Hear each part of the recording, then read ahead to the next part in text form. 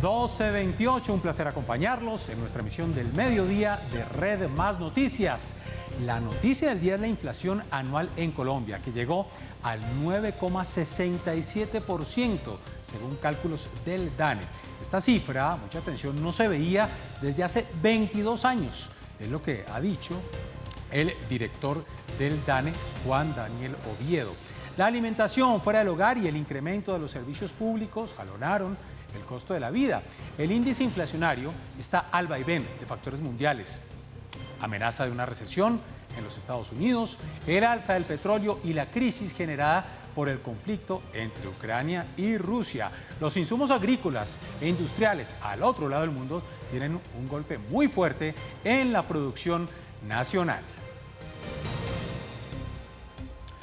12:29. El alza en la inflación se vio reflejada en el popular corrientazo. Seguramente usted a esta hora está precisamente sentado disfrutando de su almuerzo y ha tenido que pagar un poco más por ese corrientazo.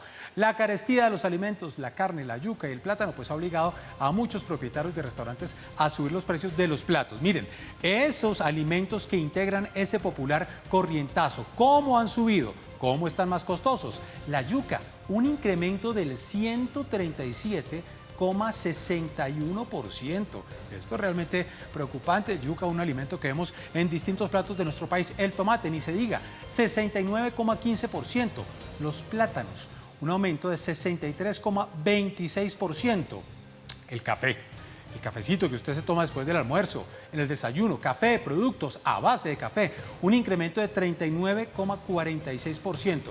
Y las naranjas, que seguramente muchos disfrutan al desayuno, también tienen un fuerte incremento, 38,71%. Esos son precisamente los alimentos que han tenido un gran incremento. Muchos de estos alimentos seguramente usted los ve en el popular corrientazo, que va subiendo, ha tenido un fuerte incremento. Comer fuera de casa ahora es más caro. Salir a comer es lo que más afectó el bolsillo de los colombianos, según el más reciente reporte del DANE. Las comidas y bebidas preparadas en restaurantes, establecimientos de servicio a la mesa y autoservicios registraron un alza en junio que se vio reflejada en uno de los platos típicos del ciudadano promedio, el popular corrientazo. Pues al almuerzo se le subió, digamos, yo vendía 8.000, se subía a 9.000. Ya si no le puede subir 1.000 pesos más porque ya el consumidor ya va a revisar que 2.000 pesos en un año no le puede subir. Entonces, ¿qué? Nos toca reducir gastos. Para los restauranteros ha sido todo un karma preparar desayunos y almuerzos, ya que alimentos como la carne, la yuca y el plátano están por las nubes. Se conseguía una bolsa de plátano en 20.000, ahora una bolsa de plátano vale 60.000 y una bolsa de yuca se conseguía 20.000, máximo 30.000, ahora vale 90 o 100. Pero a pesar de que en varios establecimientos han tenido que subirle en promedio un 20% a los platos, algunos prefieren mantener los precios para no perder la clientela. Han subido demasiado, pero pues uno no le puede subir al almuerzo porque la gente se enoja y se va. Entonces es imposible subirle al almuerzo corriente. Pues no trabajamos en pérdidas, pero las ganancias son muy pocas y la necesidad lo hace trabajar a uno. Por ahora los restauranteros siguen haciendo maromas para no reducir la porción de sus platos y así evitar que haya más gente desempolvando las cocas para llevar el almuerzo desde casa. A llevar el almuercito desde la casa, ya son las 12:32, un incremento según Acroderez del almuerzo, el corrientazo, entre el 20 y el 27%. Ahora veamos la tabla de las ciudades más costosas del territorio nacional según el DANE. Ahí las tienen ustedes: Cúcuta, Santa Marta, Valledupar, Costa Caribe, Riohacha también, y Barranquilla, la mayoría de ellas precisamente en la Costa Caribe. Estas ciudades presentan índices inflacionarios entre el 11% y el 13,65% anual. Bogotá y Pasto se encuentran entre las más baratas del país. Muy bien, a las 12:32, más noticias que tienen que ver con la economía. Y estamos hablando del dólar, que no quiere ceder. De acuerdo a la Bolsa de Valores, esta divisa abrió operaciones con un valor de 4.295 pesos. La moneda extranjera que se negocia en este momento en un promedio acaba de subir 4.350 pesos. Marca un máximo histórico en Colombia. Los expertos aseguran que su fortalecimiento es un fenómeno tangencial que atraviesa a varias economías del mundo por temor a una recesión en Estados Unidos y los aumentos en las tasas de interés. En nuestro país, el comportamiento de estos dólares ha coincidido con un periodo de cierto nerviosismo económico por la transición hacia el nuevo gobierno. La tasa representativa del dólar en el mercado es de 4.259,86 pesos. Y a las 12:33, la gran pregunta, ¿quiénes ganan y quiénes pierden con esta trepada que se pegó el dólar? Pues consultamos al experto Iván Demer. Ganan los que tienen acceso a la divisa americana y los que tienen acceso a los mercados internacionales. ¿Quiénes pierden? Los que ganan en pesos, pagan en dólares y no tienen acceso a esos mercados. ¿Por qué? Porque el exportador que manda sus productos va a recibir más pesos y el importador que pudo negociar sus dólares a una tasa más baja con el banco, 3.900, 4.000 pesos, en este momento no se ve afectado por el dólar. ¿A quién afecta? A los de a pie, a los que no tienen la posibilidad de llamar al banco, negociar dólares a futuro o comprar grandes cantidades. Esos son los que van a tener que pagar más pesos por los productos importados y esos son los que, si en algún momento quieren salir del país o quieren comprar dólares, no van a poder llamar al banco a comprar dólares a la tasa de 4.400 pesos que está en este momento, sino que los van a tener que pagar a lo que se los vendan en las casas de cambio. 12:34, cambiamos de tema. Iván Márquez podría seguir con vida. Así lo han revelado fuentes de inteligencia, quienes han asegurado que tropas del ejército bolivariano llegaron a la zona donde fue gravemente herido el máximo cabecilla de la llamada Segunda Marquetalia. Se asegura además que Márquez habría sido trasladado en un helicóptero a una clínica de Caracas donde es atendido en una unidad de cuidados intensivos. Se conoció además que en el momento del ataque a este disidente se encontraba con su compañera sentimental, también con su hombre de confianza, Iván Ali, y con un anillo de seguridad de cerca de 20 hombres, de los cuales varios quedaron heridos. Y condenan a 10 años y 10 meses al mayordomo de la finca del ex embajador Fernando San Clemente. El mayordomo Gustavo Enrique Bejarano aceptó su responsabilidad en los delitos de tráfico, fabricación o porte de estupefacientes, tráfico de sustancias para el procesamiento de narcóticos y concierto para delinquir. La finca está ubicada, recuerden, en Huasca, Cundinamarca.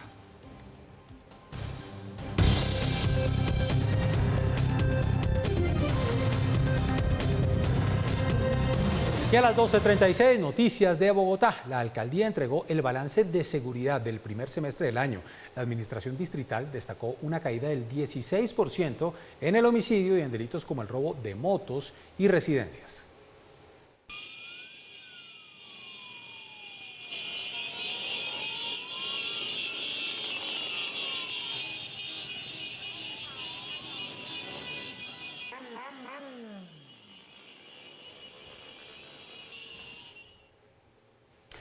Y ahí ustedes veían las imágenes porque estamos a la expectativa de la manifestación que se vivirá el día de mañana. Está programada para que inicie a las 11 de la mañana la protesta de los motociclistas por las medidas que ha decidido extender la alcaldía hasta el 31 de diciembre, la prohibición del parrillero hombre en la capital. Pues el distrito además hizo un llamado a los organizadores de la caravana de los motociclistas de mañana para que la actividad se realice, eso sí, en paz. Más de 15.000 motociclistas están citados en la biblioteca Virgilio Barco, desde donde va a salir la caravana. Los participantes rechazan esta extensión hasta el 31 de diciembre, la medida de la restricción al acompañante hombre. Se espera que tomen vías como la calle 26, la 63 y la carrera 30, así que mucha paciencia mañana.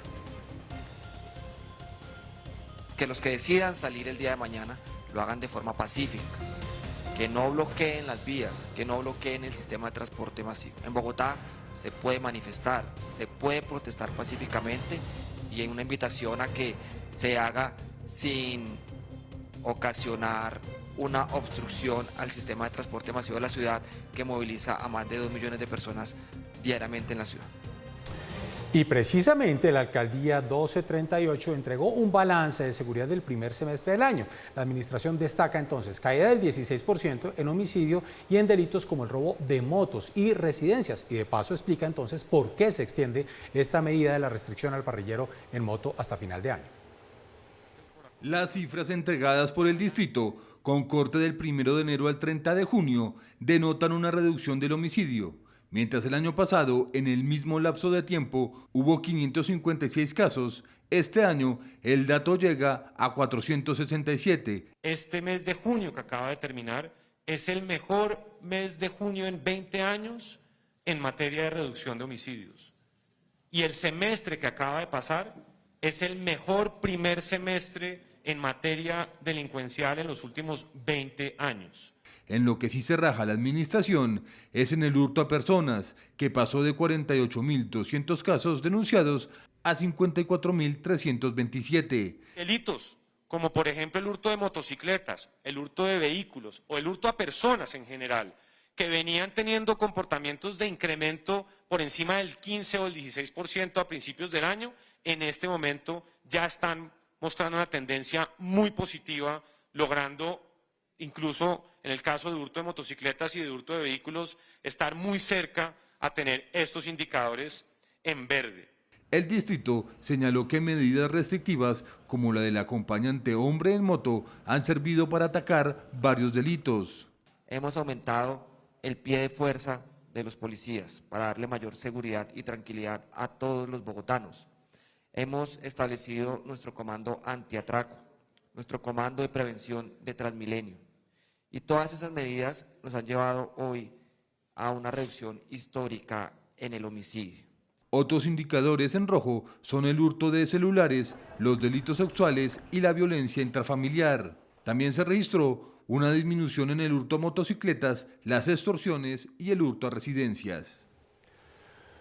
Más noticias en Bogotá. Hay preocupación en Palo Quemado, en el sur de la capital, por el peligro que representa un puente peatonal que se encuentra sin varias losas debido a las acciones de los amigos de lo ajeno. Alexander Gómez, usted está en Palo Quemado y nos tiene los detalles. Alex.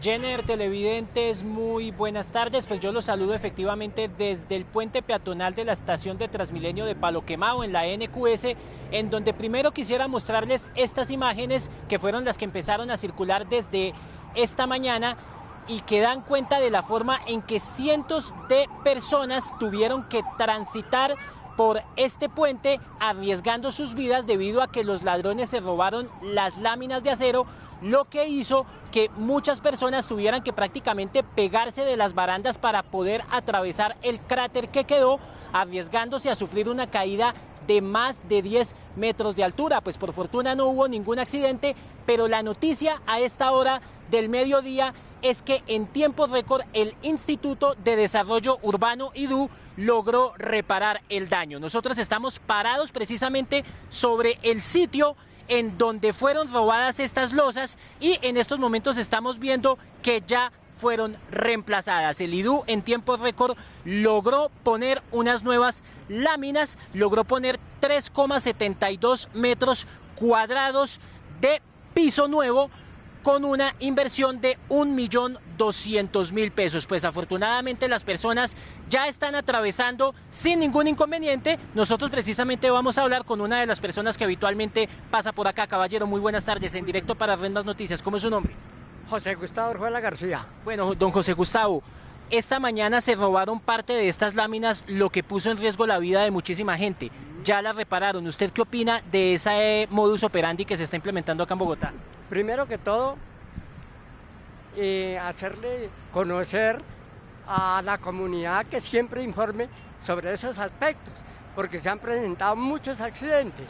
Y en segundo lugar, darle las gracias al departamento o al funcionario que tuvo en cuenta la reparación de estos bienes del Estado. Muchísimas gracias, muy amable. Pues mire, Jenner, yo le cuento que precisamente en horas de la mañana la Secretaría de Seguridad también habló sobre este tema, dijo que obedece a varias bandas delincuenciales que se dedican a robarse este tipo de mobiliario para después comercializarlo en el negocio de la chatarrería ilegal. Es información con Alexander Gómez para Red Más Noticias. 12:43, vamos a hablar ahora de COVID-19 y de esta pandemia que no se va. Y acaba de decir la Organización Mundial de la Salud que no se va a declarar por el momento el final de esta pandemia. Y es que se están disparando los casos de COVID en nuestro país. Según el Ministerio de Salud, entre el 24 y el 30 de junio se reportaron 23.827 nuevos contagios. 100 personas fallecieron a causa del virus en el país. Hay un nuevo pico por cuenta de la variante Ómicron. Y ante este aumento de casos de COVID-19, el Ministerio de Salud recomendó, es una recomendación, no es obligatorio, el uso del tapabocas en recintos cerrados. La recomendación de la cartera de salud va dirigida incluso para aquellos municipios con coberturas superiores al 70% en materia de vacunación. La medida no es una imposición, le repito, pero debería tenerse en cuenta como prevención, no solamente del coronavirus, sino de otras enfermedades respiratorias. Colombia vive un pico alto de este tipo de infecciones. 12:44 sobre el tema habló Germán Escobar Morales, él es el viceministro de Salud, quien dijo que la variante Ómicron sigue siendo predominante en el país. Emite la recomendación fuerte del uso inteligente de tapabocas en lugares cerrados, poco aireados, con aglomeración de personas, cuando visitemos poblaciones de riesgo como por ejemplo adultos mayores, personas con hipertensión, diabetes, obesidad, entre otros. Esto en razón del aumento que hemos presenciado de casos COVID en las últimas 2 a 3 semanas, pero también el aumento de casos de síntomas respiratorios por otros virus que ya se viene presentando de tiempo atrás en conjunto con la temporada de lluvias. Y al aumento de contagios de COVID-19 en nuestro país, pues preocupan las bajas cifras de vacunación contra este virus en el Valle del Cauca, sobre todo cuando ya el departamento pues entró al llamado quinto pico de esta pandemia. Las autoridades de salud indican que solo 8 municipios habían alcanzado las cifras para retirar el uso obligatorio del tapabocas. Tan solo el 20% de los municipios del Valle del Cauca alcanzó las metas del Ministerio de Salud en la cobertura de vacunación contra el COVID-19. Situación alarmante ahora que el departamento ha iniciado su quinto pico. Recuerde que solo 8 municipios del departamento del Valle recibieron autorización para quitárselo. El resto de municipios deben seguir usando el tapabocas en toda parte y estoy hablando de Palmira, Yumbo, Jamundí, Tuluá, Cartago, Buga y la gran mayoría de los municipios del centro del Valle. Las autoridades han insistido en tomar medidas de bioseguridad, en especial las personas mayores de 50 años y los menores de edad. Entre 3 y 4 niños hospitalizados en UCI, lo cual pues nos indica que sí estamos afectando en este nivel, en este pico respiratorio, unas complicaciones en nuestros menores de edad. Es muy importante que las personas que tienen comorbilidades o son mayores de 50 años eviten la enfermedad, por lo menos la fase grave de la enfermedad. Y hay que mantener las medidas de protección. Si bien este quinto pico sería menos letal que los anteriores, no se puede bajar la guardia. Estamos cabalgando un quinto pico que parece ser más leve y menos mortal que los anteriores, pero pues es muy importante vacunarse. Las cifras de COVID en el Valle del Cauca registraron un aumento del 100% en 2 semanas, alcanzando más de 3.400 casos en el último corte. 63 personas permanecen en una unidad de cuidados intensivos. 12:46 es la situación en el Valle del Cauca, pero hay que seguir llamando la atención a vacunarse. Hay muchas personas que en estas últimas semanas, donde tenemos altos números de contagios, se han dado cuenta que no están con el esquema completo de la vacunación. Por eso el Instituto Nacional de Salud ha subrayado la lista de recomendaciones a la ciudadanía para protegerse de este riesgo de contraer el coronavirus. Una de ellas, por supuesto, vacunarse. Otras, acá están, vale la pena recordarlas. El lavado de manos llegó para quedarse, o sea, no es nuevo. El lavado de manos siempre, desde que somos niños, nos han dicho que es importante y lo es. El lavado de manos nos disminuye la transmisión de la mayoría de eventos transmisibles. Tener esos hábitos de lavado de manos siempre que llegamos de la calle, lavado de manos siempre que vamos a tocar una persona mayor, un bebé, o sea, ese tipo de hábitos no los debemos perder. El uso del tapabocas es un uso racional, es un uso que no se puede abandonar. Si estoy en una multitud, pues me pongo mi tapabocas, me protejo de todos los virus respiratorios, no solo de COVID-19, y adicionalmente protejo a otros si estoy enfermo. Si tengo síntomas respiratorios, me pongo mi tapabocas. Si tengo síntomas respiratorios, me tomo una prueba de COVID-19. Hago ese tipo de cosas porque entiendo que todavía sigue activa la circulación. a seguir las recomendaciones. 12:48, es hora de hablar ahora de la emergencia invernal que se vive en varias regiones de nuestro país. Las autoridades declararon la alerta roja por el nivel del río Magdalena en la región Caribe y la alerta amarilla en el canal del Dique. En varios municipios del departamento del Atlántico se registran inundaciones. Cultivos bajo el agua, casas abandonadas y desplazamientos en canoa es el panorama en el sur del Atlántico por las filtraciones de agua en las poblaciones ribereñas al río Magdalena y al canal del Dique, donde las autoridades declararon las alertas roja y amarilla. Los campesinos lo han perdido todo. Se me perdió yuca, frijoles, auyama, porque yo siembro todo eso. Se me perdió berenjena, perdí yo allá, aquí en Bosqueviejo, aquí en la tierra. Porque prácticamente esta zona que el río está rompiendo por la vía de Calamar, y ya prácticamente al meterse el río por esos lados, ya esto ya no queda nada por aquí. En el municipio de Santa Lucía, uno de los puntos más vulnerables por las filtraciones desde el canal del Dique, las autoridades trabajan levantando un muro que podría ser la solución, pero la obra aún no termina.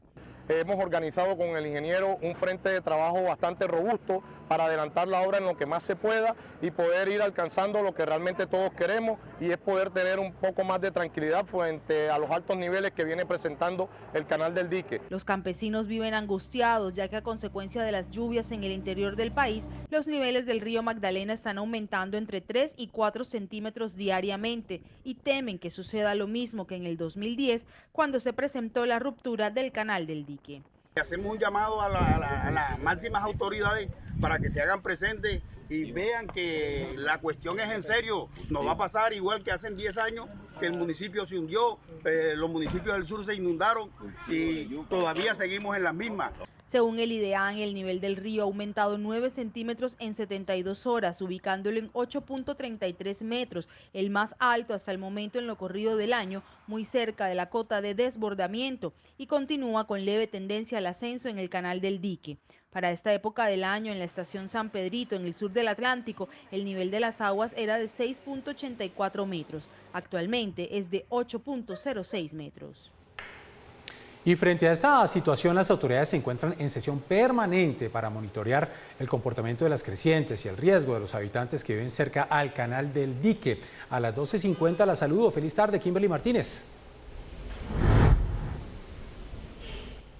Jenner, muy buenas tardes para usted y los televidentes. Así es, como lo veíamos en el informe anterior, la situación en el sur del departamento del Atlántico es cada vez más crítica. Por eso el Consejo Departamental de Gestión de Riesgo decidió declararse en sesión permanente para poder atender cualquier situación que se pueda registrar. Ellos también están haciendo un llamado al gobierno nacional, le piden apoyo y celeridad en las obras de mitigación del riesgo para las comunidades de esos municipios del sur del departamento del Atlántico. Hay que decir que el muro de contención que se está construyendo, especialmente en el municipio de Santa Lucía, uno de los puntos críticos y que ya registra la mayoría de las inundaciones, esta obra avanza solamente en un 50% y por eso es la preocupación de todos los habitantes y también de los mandatarios municipales de lo que pueda pasar si sigue lloviendo, especialmente en el interior del país, y el nivel del río Magdalena sigue aumentando.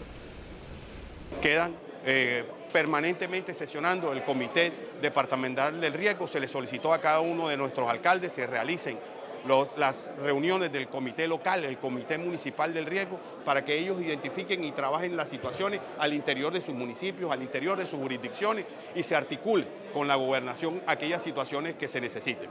Y por último, un monitoreo permanente de la vía desde Calamar hasta Villarrosa, acompañados del Ejército, acompañados de nuestra Policía Nacional, para evitar cualquier situación.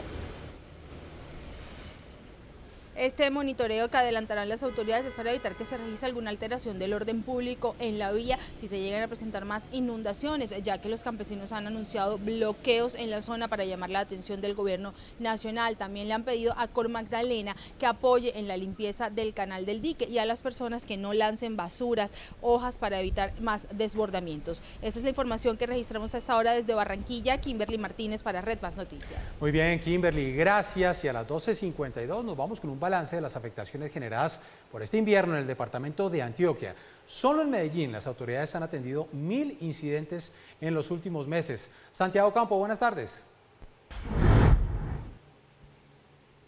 Así es, Jenner, televidentes, buenas tardes. Como ustedes bien lo saben, este ha sido un año o una mitad de año pasado por el agua. Por fortuna, estos últimos 3 días el sol nos ha dado una ventaja, sin embargo, esa misma es para las autoridades, donde han estado vigilando los planes de acción para recuperar las diferentes vías, la que comunica al nordeste, hacia la costa atlántica y hacia el suroeste. En este último, con grandes afectaciones a la altura del municipio de Santa Bárbara, donde para los transportadores ha sido un completo dolor de cabeza movilizarse.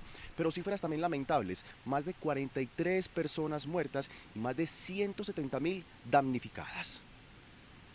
Las vías hacia Amalfi, hacia Gómez Plata, hacia Norí, vías que han sido también pues muy golpeadas por esta temporada de lluvias. Como habíamos hecho la remoción de los materiales, el fin de semana estuvimos en el norte, hoy entonces nos fuimos hacia el nordeste del Magdalena Medio y empezamos ya a activar las maquinarias que están apoyando a los municipios en sus vías terciarias.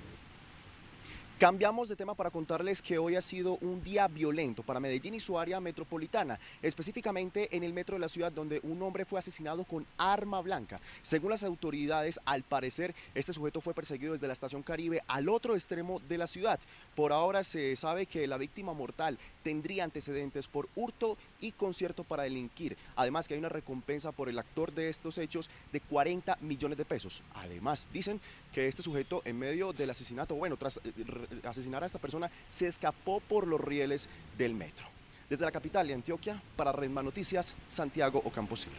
Muy bien, Santiago, gracias. Desde Medellín, Antioquia, y a las 12:54 noticias de la política, con el ex candidato presidencial Rodolfo Hernández. Aseguró que sí aceptará su curul en el Senado, luego de manifestar que tenía dudas por su inexperiencia en el trabajo legislativo, no sabía si le iba a asumir o no. Cintia Pineda, usted nos da los detalles. Buenas tardes. Jenner y televidentes, buenas tardes. Sí, 24 horas después de poner en duda que se posesionaría como congresista de la República, Rodolfo Hernández, el ex candidato presidencial, le ha enviado una carta a los magistrados del Consejo Nacional Electoral en donde les informa que finalmente sí asumirá su curul en el Senado de la República, que le es otorgada gracias al estatuto de la oposición por haber obtenido la segunda mayor votación a la presidencia de la República. Incluso abre la puerta a que podría declararse en oposición al gobierno de Gustavo Petro, una condición necesaria para solicitar ante este mismo órgano electoral, ante el CNE, la personería jurídica para su movimiento, la Liga de Gobernantes Anticorrupción, siguiendo los pasos de Gustavo Petro cuando pidió que se constituyera como partido político la Colombia Humana. También, una vez se posesione el próximo 20 de julio, será investido y su proceso que tiene en la Fiscalía, que precisamente tiene un llamado a juicio para el próximo 21 de julio, pasaría entonces a manos de la Corte Suprema de Justicia. Jenner, es por ahora entonces toda la información. Cintia Pineda, Redman Noticias.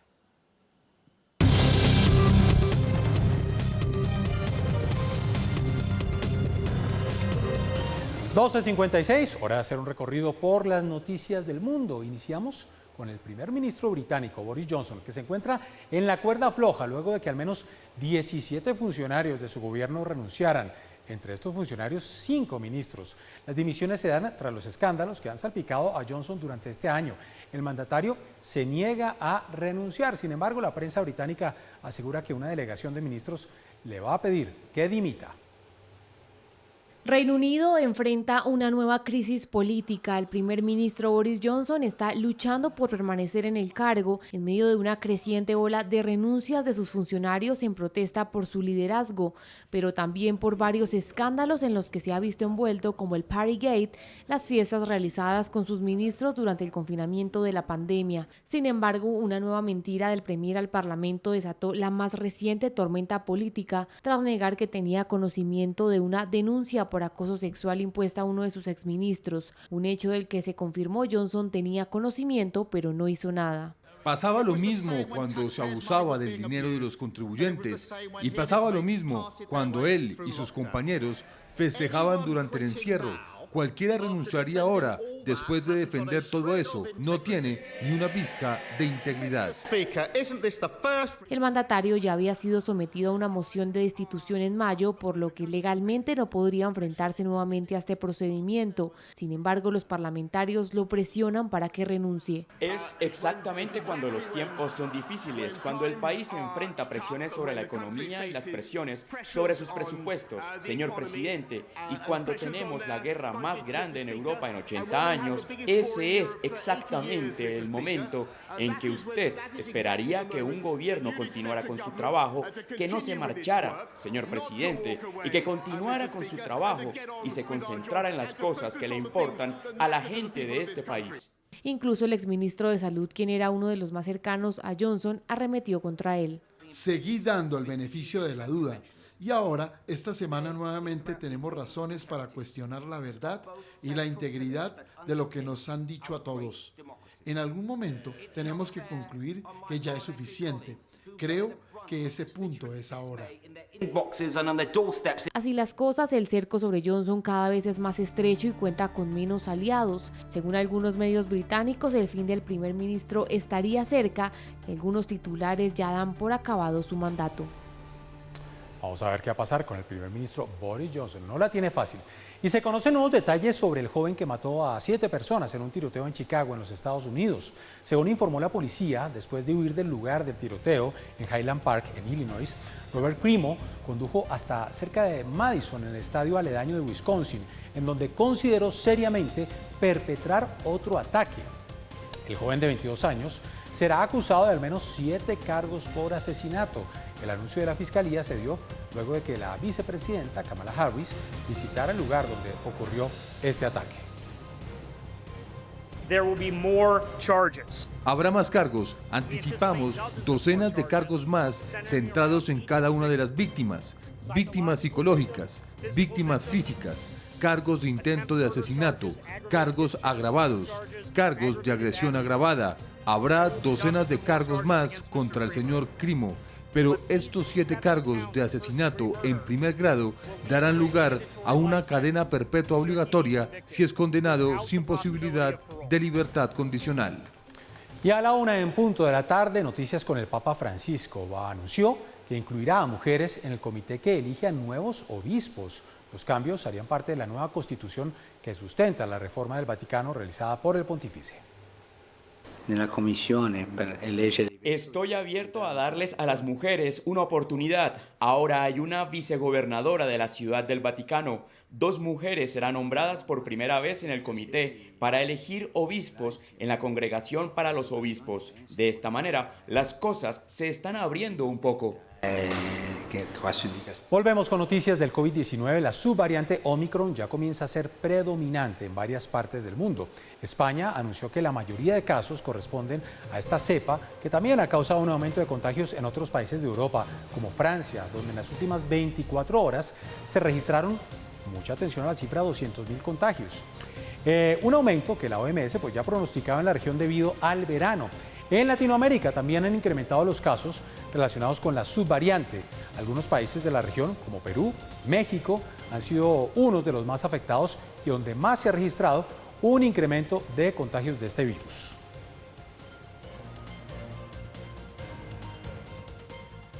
El director de la OMS expresó su preocupación por el incremento de la propagación de la viruela del mono, que ya es predominante en Europa. Un comité de la organización volverá a reunirse para analizar la evolución del brote.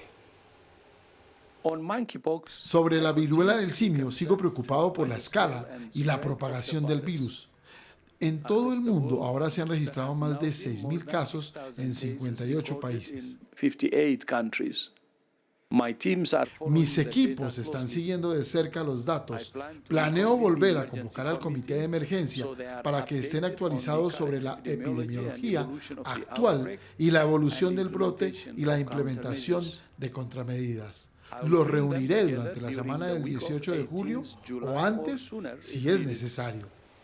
Y a la 1 de la tarde, 2 minutos, la imagen del día. Los invito a que nos vayamos a Australia, exactamente a Sydney, una de las ciudades más importantes que se encuentra prácticamente bajo el agua. Ahí están las imágenes, después de al menos 4 días de torrenciales aguaceros que provocaron pues, que los ríos crecieran y se desbordaran sobre las carreteras, sobre las calles. Cientos de casas se han inundado. Ante la crítica situación, más de 85.000 habitantes de esta ciudad, la más grande y poblada de Australia, pues han tenido que evacuar o se les advirtió que podrían recibir órdenes de evacuación en cualquier momento. Al menos una persona ha muerto por este inusual fenómeno.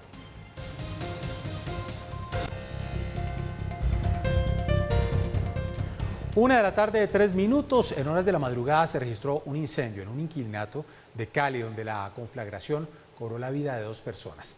Stephanie Toledo, buenas tardes. ¿Y quiénes son las víctimas y cuáles fueron las causas de esta tragedia? Hola Jenner, muy buenas tardes. Pues esta tragedia que ha conmocionado a la ciudad se registró en horas de la madrugada, como usted lo indicó, en la ladera de Cali, en un barrio denominado Lleras Camargo. En esta vivienda que funcionaba como un inquilinato fueron encontrados los cuerpos de 2 personas cuyas identidades no han podido ser establecidas debido a la grave condición en las que fueron encontrados. Lo que indican las autoridades es que ahora, una vez controlado el fuego y controlada la emergencia, están adelantando todas las labores pertinentes, tanto los bomberos como la fiscalía, para determinar finalmente qué fue lo que podría haber ocasionado este incendio. Se presenta un incendio en una vivienda de un solo nivel. En esta vivienda, cuando llegamos las máquinas de bomberos, 2 máquinas extintoras, un carro tanque, una ambulancia al lugar, y habían hecho una entrada forzada a esta vivienda, encontrando en el ingreso una persona masculina aproximadamente entre 60 y 70 años aproximadamente. Al ingresar con líneas de mano haciendo la revisión primaria, en el lugar encontramos también una femenina de aproximadamente entre 45 y 50 años de edad, en esta persona ya calcinada dentro de esta vivienda. Entre las hipótesis que se estarían manejando entonces sobre qué podría haber originado el fuego estaría una falla en el sistema eléctrico. Sin embargo, serán las investigaciones tanto de los bomberos como de la fiscalía entonces quienes van a establecer finalmente qué ocurrió en esta vivienda del barrio Lleras Camargo en la ladera de Cali. Es la información que brindamos desde Cali para Red Más Noticias con Stephanie Toledo. Y es que sin duda hay que hablar ahora de Patricia Ariza en el mundo del entretenimiento. ¿Por qué? Porque bueno, es la ministra de Cultura designada por el presidente electo Gustavo Petro, quien ha estado vinculada a la tradición teatral de Colombia. Pues bien, uno de sus más recientes montajes y producciones en las tablas es la obra Vivir sin Miedo, un montaje coral o de muchos personajes que se ha convertido en un grito de reclamación feminista, puesto que aboga por el respeto, pero sobre todo por la dignidad de todas las mujeres. El montaje ha sido presentado en varios eventos en donde predominan las reflexiones sobre la violencia doméstica. Con esta obra, la nueva ministra ha recorrido varias ciudades del país. Y en la emisión de esta mañana les contábamos algo que ha sido viral en las redes sociales y tiene que ver con un incidente que le ocurrió a Fanny Lu. Ella, a través de sus redes sociales, dijo que perdió un disco duro. Lo curioso es que dentro de ese disco duro había material inédito seguramente de sus próximas producciones, pero ¡oh sorpresa! Este fue el video viral que están viendo en pantalla, cuando esa voz de Fanny Lu y esa canción que seguramente iba a sacar próximamente empezó a viralizarse por cuenta de esta dedicatoria de una mujer a su esposo. El esposo que resultó ser pues que le estaba poniendo los cachos con otro hombre. Fanny Lu a esta hora nos atiende. ¿Ese es el cuento o no está bien contado el cuento, Fanny Lu, la historia detrás de esta situación tan particular? Está bien contado, pero además es como una situación muy ambigua porque no sabes ni cómo sentirte, ¿no? Porque obviamente pasas por todo, ¿no? Entonces después no sabes si sentir frustración o rabia o simpatía o empatía y después dices, ay, bueno, cosas pasan, nunca nos ha pasado algo así, pues disfrutémonos del proceso. Una canción que vamos a lanzar a finales de agosto con un evento súper bonito, con versiones de mis canciones, de un género nuevo, pues se adelantó para ahora acompañar ojalá más mujeres. Y bueno, buscamos a la mujer y ya sabemos el nombre y todo, pero obviamente todo esto se hace sin ninguna afán de hacer daño. Entonces, entendiendo eso, ya puedes decir, bueno, pasó y pasó. Pero claro, porque cuando contamos toda esta historia, muchos dicen, uy, no, mucho trabajo para que sea una estrategia de lanzamiento, o sea, uno poner a cantar, a que me robaron los discos duros, que lo sacaron, que sacaron la canción, que una niña la cogió, que la niña la dedicó, que el video se hizo viral, pero que porque además le fueron infiel, es algo impresionante. Claro, la canción ya tiene total uso y seguramente se va a convertir en un éxito absoluto. Ay, pero nosotros... ojalá. Fanny, queremos saber cuándo va a salir la canción, porque además ya, claro, ya hay rumor de que el tema popular, el género popular haciéndole ojitos a Fanny Lu, pero efectivamente este tema lo podemos lanzar un poquito antes, ¿no? Ya es un éxito. Y de hecho ayer pusimos en nuestro Instagram una encuesta de qué creen que debemos hacer, lanzarlo ya o nos esperamos a finales de agosto a lanzarlo. Y bueno, la gente obviamente toda no, ya, ahí vamos a lanzar el video que lo teníamos ya hecho, porque esta es como mi época de vacaciones. Yo estaba de vacaciones, vine a Colombia a ver a mi hijo que está lanzando su chocolatico, y es una canción que me encanta y una carrera que se inicia, que para mí es muy importante. Voy a México a una fecha que tengo y me regreso a mis vacaciones, que es como mi recompensa del año. Entonces pues teníamos planeado realmente hacer promoción y hacer lanzamiento y todo a finales de agosto, pero se nos adelantó un poquito, así que les dejo esta canción mientras yo me voy a descansar un ratito y regresar con ese compromiso de hacerles este concierto bello, en este género bello, con esta canción que espero los sorprenda y les guste muchísimo. Bueno, Fanny, pero entonces la preocupación fue por cuenta de ese incidente, estado de salud perfecto, el tema del compromiso, el corazón también, todo está muy bien. Todo perfecto. Gracias a Dios, los tiempos de Dios son perfectos, todo lo que pasa en la vida pasa por algo, y cuando empiezas a entender eso, dejas de darle tanta importancia a tantas cosas. Y la persona que tuvo el inconveniente con el disco duro también está tranquilo, porque yo me imagino que ustedes son un gran equipo y claro, la responsabilidad de guardar un material inédito recae seguramente en una persona de ese equipo y todas las consecuencias, bueno, las sienten todos. Pero sabes que el problema también fue el momento en el que nos dimos cuenta, porque él no se dio cuenta cuando se le perdió, claro, sino que cuando necesitamos bajar cosas de ese disco duro fue cuando él se dio cuenta que no lo tenía. Y entonces, rastreando, llegamos a Girardot.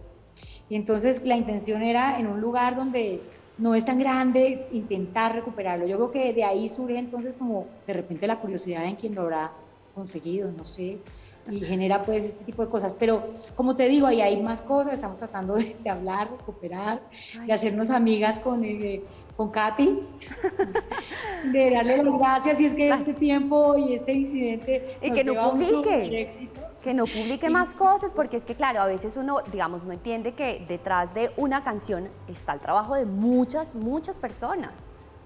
Sí, ahí hay muchas cositas que queremos recuperar, que no son, o sea, nada grave, pero que son, sí, material que es valioso para ti, claro, inédito y cosas así que es importante conservar para ti.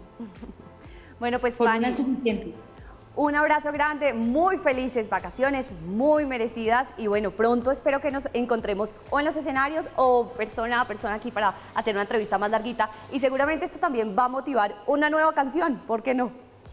Sí, a medianoche de hoy ya tendrán el video para que lo disfruten y mañana me cuentan cómo les parece. Perfecto, un abrazo grande. Tenemos ahora una pausa en esta visión de mediodía de Red Más Noticias. 1:28 p.m. Muy bien, llegamos al final de esta emisión del mediodía de Red Más Noticias. Ya lo saben, nos reencontramos a las 7 de la noche con el análisis de todo lo que está pasando en Colombia y en el mundo. Y por favor, a seguirnos cuidando, los casos de COVID siguen en aumento, así que a seguir la recomendación del Instituto Nacional de Salud, del Ministerio de Salud, utilizar el tapabocas en espacios cerrados. Y eso sí, si no ha acabado su esquema de vacunación, por favor, vaya y hágalo. Vacunas hay, por supuesto. Esta pandemia no se ha ido. Nos vemos a las 7 de la noche.